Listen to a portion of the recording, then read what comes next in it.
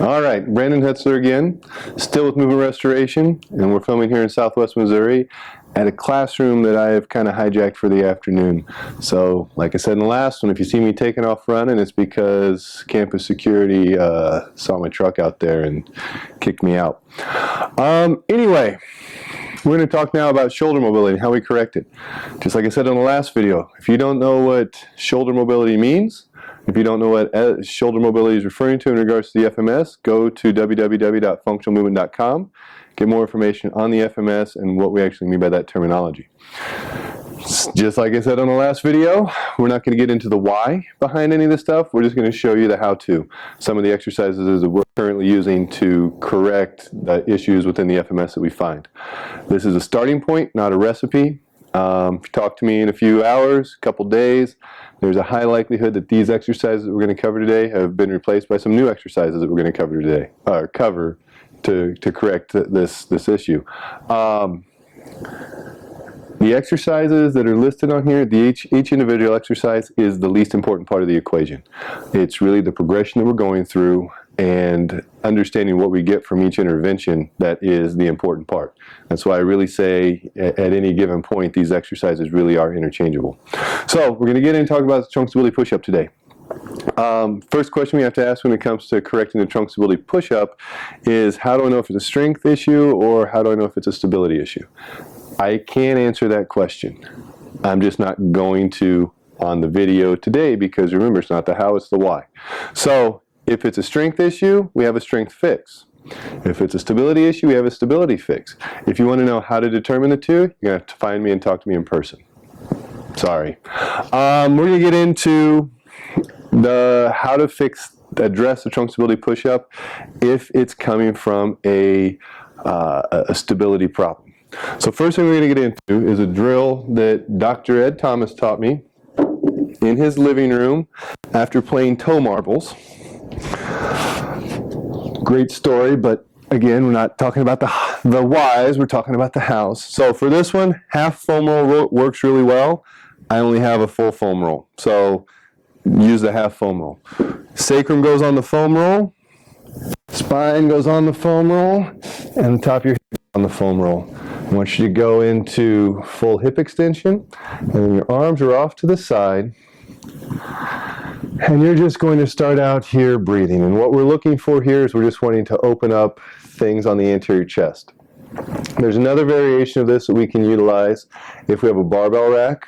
I just don't have one here, and that's really hard to run around campus with. So might film that or might show that in person if you actually can find me and remind me to show you that one. But what we're looking for here is we're just trying to open everything up, get as much tension off the front side of the body as we can at this point in time, and relax. We're going to use our breathing to help facilitate this. We can turn our head off to one side, we can turn our head off to the other side, we can change hip positions. Really changing hip position shouldn't really change anything.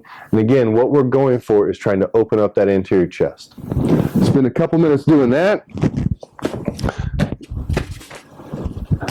And then we're going to move on to the next one, which is a prone pushback drill. There's a couple ways you can work on this. Ideally, if you can get the individual doing this to not need the regression, that's great, but I'll show you a quick regression that we can do with this. So the prone pushback drill, we're going to start out in prone. Forearms and palms are flat, and I want your hands to be about shoulder level. We're going to set our feet about hip width to shoulder width, no wider than shoulders, and we don't need our feet together. Feet are going to be dorsiflexed, big toes extended. And what we're doing here, we're going to start out head on the ground. We're just going to lift the head off the ground just a little bit, and then we're going to push our hands this way. And if we were on ice, what would happen is this is the motion that would happen. We're not on ice, we're on freshly swept carpet. Thanks, Tanya. We're going to be here, we're going to push our hands forward, and as we do that, we're pushing down into our heels. And as we do that, what happens is we start to get some reflexive action going on in the midsection, the pelvis, the lower trunk. If we're not able to get that feeling for that person, that activation, then we can go to our regression. For our regression, all we need to do is find a wall, Put our feet up against the wall. Get into that same position, and now really push back. And now as you really push back, don't let those shoulders shrug up. We want to keep the scapula down and back, because out of prone is where we begin our progression on learning how to develop scapular stability. So we keep our shoulders down and back, and what we're doing is we're pushing down, pushing our heels into the wall. And we should be able to do this and maintain a nice diaphragmatic breathing pattern as we progress through this. We shouldn't have to hold our breath. From there, we go into prone into quadruped. We're going to start in prone. We're going to transition into quadruped. And how we're going to do that is through the prone pushback drill. So we're going to set things up exactly the same way. We're going to get our feet set, knees off the ground. We're getting our feet set, hip to shoulder width apart again. Again, we're going to push up. We're not going to let our shoulders shrug. And as we push back, what we're going to do is we're going to unlock our hips, let our knees find the ground. We're going to imagine there's barbed wire right above our back, and then we're going to push ourselves back into what we call a short quadruped. We can push back a little bit further until our elbows come up off the ground, maintaining a neutral spine, and then shift forward and adjust our hands. To reverse it, we're going to go back, let those elbows come down, neutral spine, and now we're trying to go underneath that wire again. Hips are the last thing to come to the ground. So we're pushing back, let the hips unlock, shoulders follow, and then we're coming up into quadruped. And we're going to reverse it, neutral spine again, until we come back into the ground. Same thing, we want to lead into that activation, that reflexive activation through our prone pushback drill to get things to turn on. And then we just exacerbate that weight shift by moving through our different points of contact. Quadruped or quadruprone, that's what QP stands for.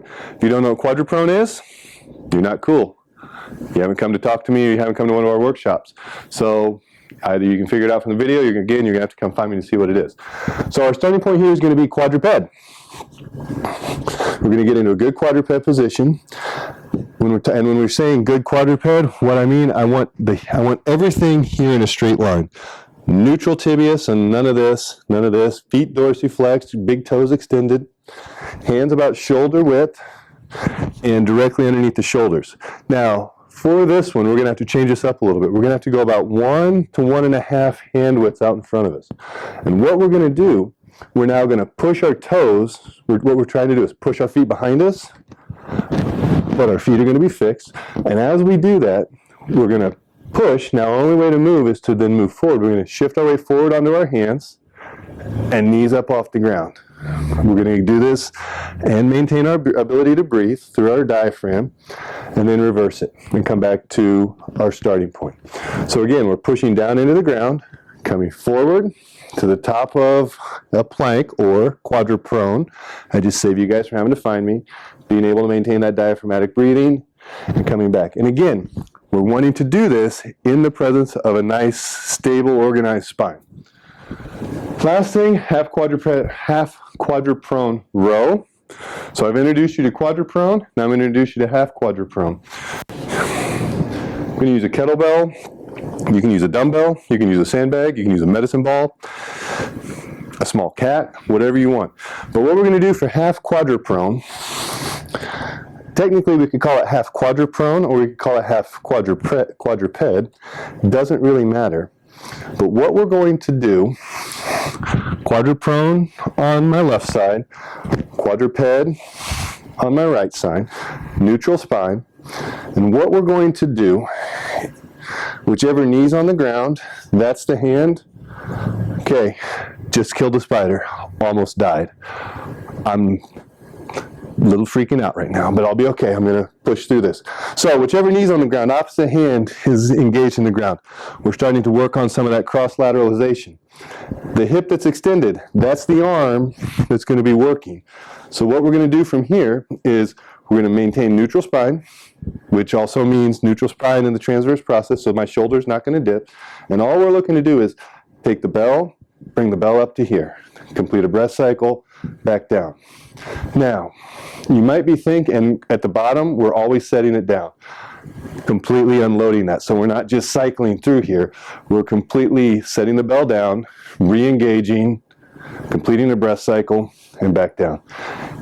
Now, some of you might be thinking, well, you're only going through a partial range of motion. Yeah, correct, but this isn't a strength drill. We're working for the activation. We're looking to get into this position and effectively be able to turn things on and turn things off. Once we get to the point where we're talking about a row, from a strength standpoint, we're not going to do that one. Or we're going to find a much more challenging way to do that one. But again, you want to see that one? You got to find me and ask me about it. If it's a strength problem that is causing the trunk stability push-up not to be optimal, then we have to take a strength strategy. If you can't figure out a good strength strategy for that, find somebody, ask them for it. We tend to like going with a kettlebell, a one-arm kettlebell bench press. We do some assisted push-ups, and we do some tall kneeling or some standing cable presses. Nothing wrong with going straight to your bench press or push-ups either. So you have lots of options with that. So thanks for watching. If you have questions, write them down, shoot us an email, or like I've said a couple times, try to find me in person. I'll answer your questions. Thanks.